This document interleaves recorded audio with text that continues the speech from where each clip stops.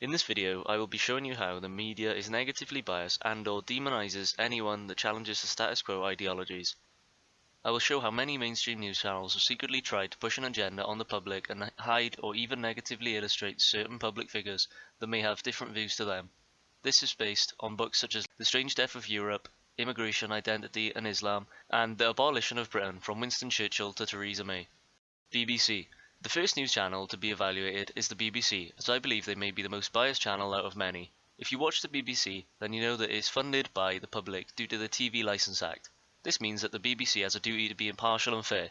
Despite of this, a year after the Brexit vote, the BBC's Andrew Marr Show and Sunday Politics were exposed for having hosted shows with many more Remainers than Leavers. In 2017, the BBC also tried to demonise the then leader of the UKIP party, Paul Natal, by suggesting that he blamed the Prime Minister for the Manchester bombings. It sounds like you're near as damn it blaming the Prime Minister for this attack and the circumstances that led to it. Is that the BBC?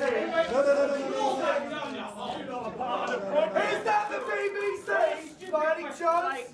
Here's a summary from a 2017 British Party's manifesto. After looking at these, I want you to guess what party's manifesto it is.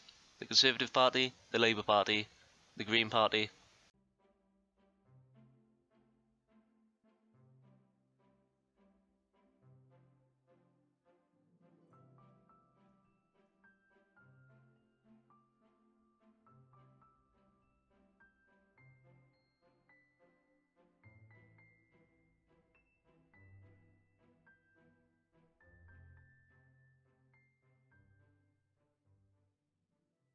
You'd most likely assume it was a Conservatives' manifesto due to the tax cuts, or maybe the Labour Party because of all the social benefits, especially the NHS budget.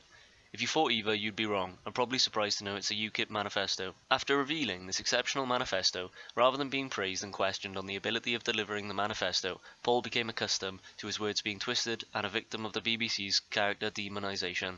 How are questions like this only targeted against alternative politicians, left and right?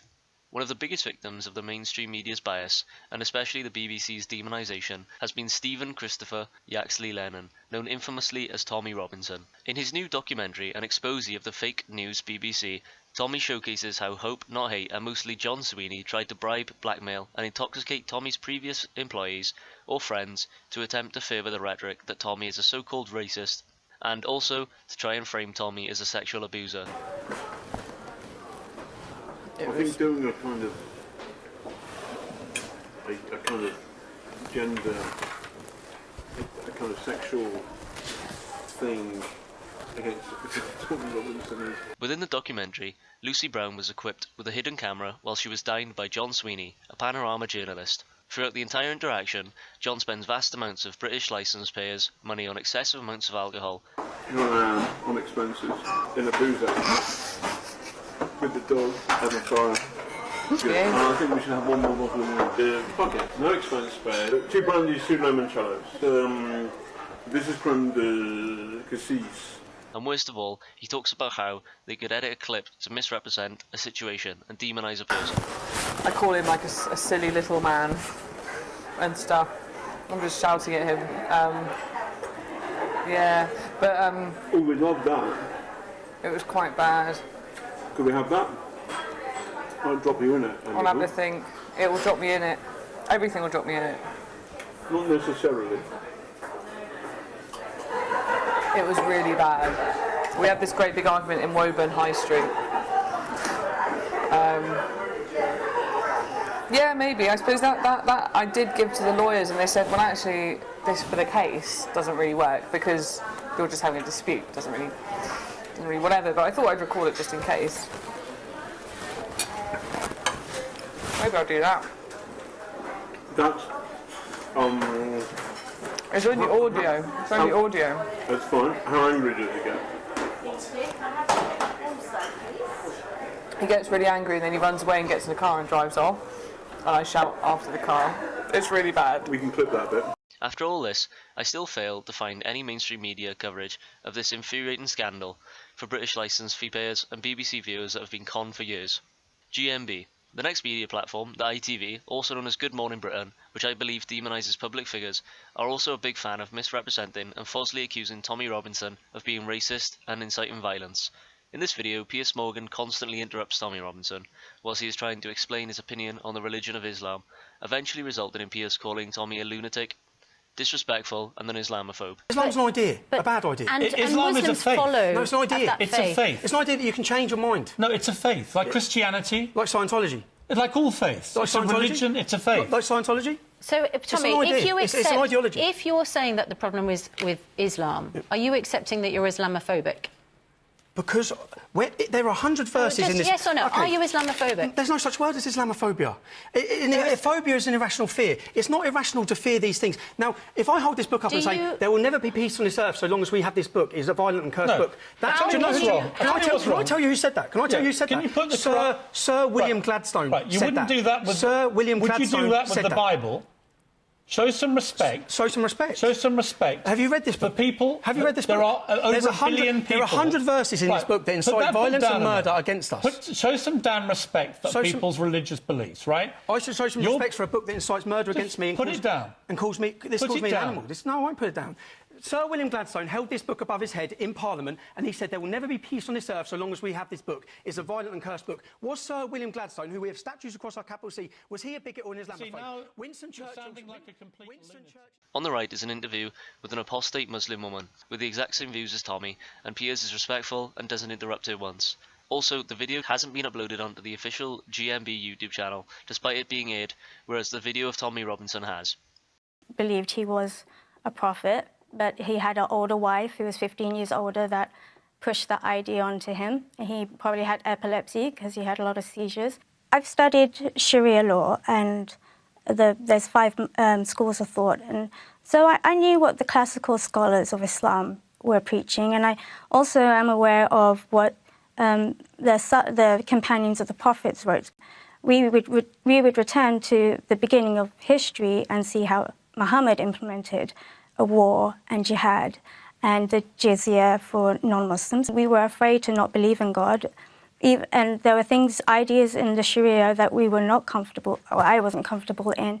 But, you know, once you're involved in that movement, every time you have a logical or rational thought, but it conflicts with Islamic principles, you have to think to yourself, this is Satan, and then you have that fear complex of not pleasing God and guilt. I don't have that same fear. After coming to America, I have, and removing myself from the Muslim community, I was able to think and question and, read philosophy and psychology and just put peace. I assume this is due to the possibility that the ITV knows if this opinion is coming from an ex-Muslim that has been a follower of the faith, then it could cause more people to have the same outlook as Tommy.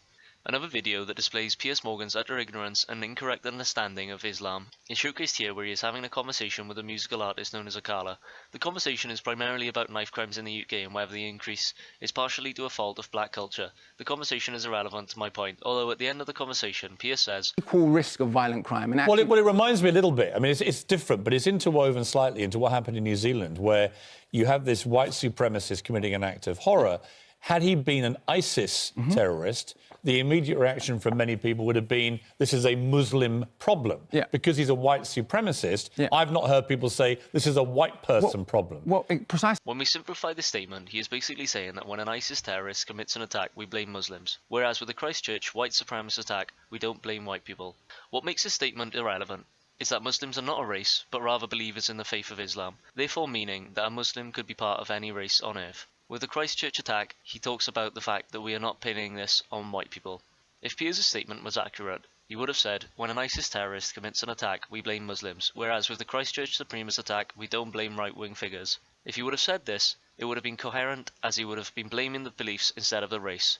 Although, if he would have made the correct statement, it wouldn't have been true, because conservative, right-wing figures are being blamed consistently. From the BBC blaming Candace Owens' conservative views, to the ABC blaming Australia's most prominent right-wing nationalist politician Blair Cottrell. Scottish referendum. After the independence referendum, Scottish people felt like the media was biased and let them down. Many Scottish people were angry with media companies such as The Telegraph due to them publishing articles comparing the then leader of the SNP, Alex Salmond, to the racist Prime Minister of Zimbabwe, Robert Mugabe, who infamously said, "Our party must continue to strike fear in the heart of the white men, our real enemy." Also, articles released by The Times and The Spectator continue to push the agenda that anyone who voted for independence was selfish and incompetent. No coverage. The media sometimes doesn't cover certain events as much as others, even if they are racist and deserve to be criticised. During my research for this video, I found several articles describing an event that took place in January 2018, where white Labour supporters were charged an extra £10 more than non-white supporters. A recent issue of media bias and misinformation, especially by CNN, was an altercation by a teenager named Nick Sandman who appeared wearing a MAGA hat and a Native American. The mainstream media spread immense lies about the situation, portraying Nick as a racist for merely smiling at the Native American whilst wearing the hat, with no evidence at all to prove it. Than he actually is. We are hearing from a Native American elder and Vietnam War veteran speaking to CNN after a disturbing viral video shows a group of teens harassing and mocking him in the nation's capital. The Native elder was identified as Nathan Phillips, a member of the Omaha Nation and a Vietnam vet. Phillips describes the tense moments now being replayed over and over again online when a young man got right in his face. Watch. That was when they surrounded us, and that's when I realized the dangerous situation I was in. And I couldn't go left, I couldn't go right, we couldn't go back without running into this mob. When that young man blocked my retreat, he put himself in front of me. So I stopped and I thought, okay, I'm going to take another step, but he wouldn't move. I took another step, he wouldn't move. You feel you were blocked? Oh, I was blocked. You mentioned that the youth kept chanting, build the wall. Now, this is astounding, given the fact that you, a Native American, and yet they're chanting, build the wall. It makes little sense to angrily chant, build the wall, to a population with literally zero illegal immigrants who were here long before we were. After watching every video posted from that day, from every possible angle, I've yet to see or hear one Covington kid utter those words. This shows the extreme amount of anti-Trump bias in the media, where it's even trickled down to generalising every single Trump supporter as a white, privileged, racist, Islamophobic rapist. In this video, Tucker Carlson, a journalist on Fox News, further explains the situation and examines tweets from journalists and public figures that promoted violence against the innocent teenager and instantly assumed that the Native American was obviously a victim. Should be, quote, punched in the face. Former CNN contributor Reza Aslan agreed. Aslan asked on Twitter this: have you ever seen a more punchable face than this kid's? Longtime CNN contributor Kathy Griffin seemed to encourage a mob to rise up and hurt these boys. Quote, name these kids. I want names. Shame them. If you think these efforts wouldn't dox you in a heartbeat, think again. Then she repeated her demand again later. Quote, names, please, and stories from people who can identify them and vouch for their identity. Thank you. Hollywood film producer Jack Morrissey tweeted that he wanted the boys killed. Quote, MAGA kids go screaming hats first into the wood chipper. And then he paired that with a graphic photo. Actor Patton Oswalt linked to personal information about one of the boys in case anyone wanted to get started on that project. Meanwhile, Twitter, which claims to have a policy against encouraging violence, stood by silently as all of this happened. But in case you think the response was entirely from the left, you should know that the abuse was bipartisan. It wasn't just left versus right. It was the people in power attacking those below them as a group. Plenty of Republicans in Washington were happy to savage the Covington kids, probably to inoculate themselves from charges of improper thought. Bill Kristol asked his Twitter followers to consider, quote, the contrast between the calm dignity and quiet strength of Mr. Phillips and the behavior of MAGA brats who have absorbed the spirit of Trumpism. After all the coverage came out displaying that he was completely innocent of any racism and was actually a victim of abuse previously in the day, people like Trevor Noah still tried to partially blame the teenagers for the issue due to them wearing a MAGA hat, as the hat supposedly invokes an emotion, as well as claiming that they all play the victim card a bit too. The MAGA hats is also a thing that you have to acknowledge as people. Like, we can't make it seem like sometimes people, you know, the people want to claim complete innocence, when it's like, you know, there's certain things that evoke a certain emotion, right? There's many Republicans who are like, I'm not going to wear MAGA hats. A MAGA hat is a very explicit, you know, political symbol. You know how it makes people feel. You know, it's like, yeah, look at that, I got my MAGA hat. What are you going to do about it? Got that, you know? And then after you cry, you're like, I don't get why the people, why do they think that I hold certain views? It's like, what do you mean? Because of that, you know what the hat symbolizes. Those kids, they were being assholes, they're being kids. You know, they like Trump. That's another discussion that we can get into on another day. I don't think we can dissect the person's racism / white supremacy. I think it's too convoluted and complicated to get into in one sitting in a few hundred characters on Twitter. You know, but I think everyone played the victim card a little too hard. I believe to have a logical and fair conversation, the people deserve to hear all sides and perspectives of a story. Currently, with the inherently leftist media bias, this isn't the situation at all. Socialists, pro-choice, open border and anti-religious criticism supporters believe that they are the personification of virtue and could never be wrong. If you always think you're right, opposition becomes pointless, especially in cases where you've been proven wrong and continue to believe false information. We see this in situations like the Trump and Russia collusion-illusion conspiracy that eventually came to exonerate Trump and prove that there was no collusion at all.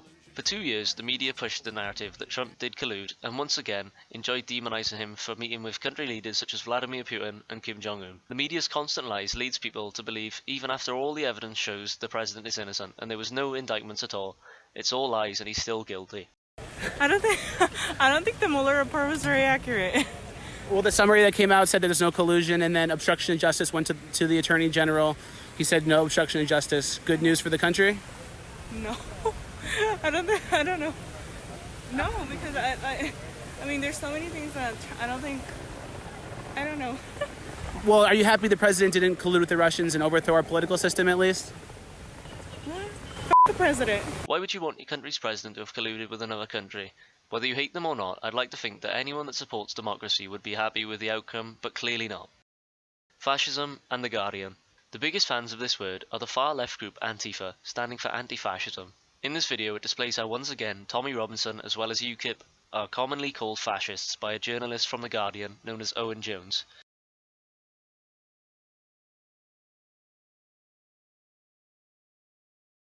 Over 15,000 people marched against Tommy Robinson and his fascists.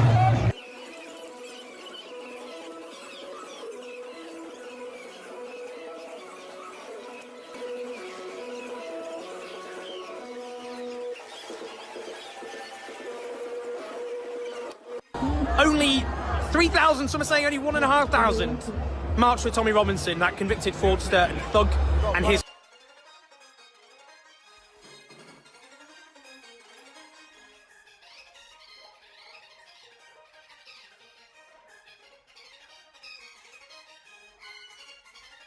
fascists. A total and utter humiliation for Tommy Robinson and his band of fascists. They did. Or Prynhawn Guy Hughes, as we say in Wales. Mobilise barely any people on the streets of this capital, despite all their resources, all the money being ploughed in from the US and elsewhere. This is a historic day. They came out in tiny, derisory numbers, whilst we, those who oppose the scapegoating of migrants and refugees and Muslims, for all the injustices caused by the people at the top of society in this broken system that has to go, we have out-mobilised by a massive, massive margin. A humiliation for Tommy Robinson and a humiliation for fascism, and a victory for those standing against racism and fascism.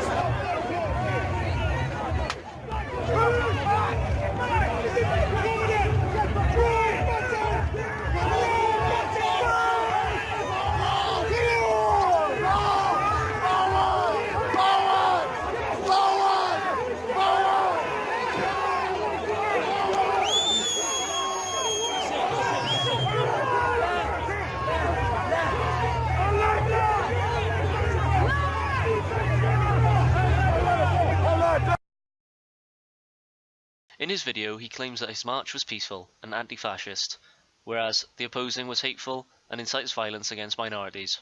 This is blatant ignorance and lies proven by the violence during his march. In this video, it shows how people with no understanding of something become a political weapon for far-left activists like Owen Jones that support socialism and portray people like Tommy Robinson, Trump and many others as fascists and racist, as they believe that they are the so-called good guys, but are inadvertently supporting that of which they think they are fighting against.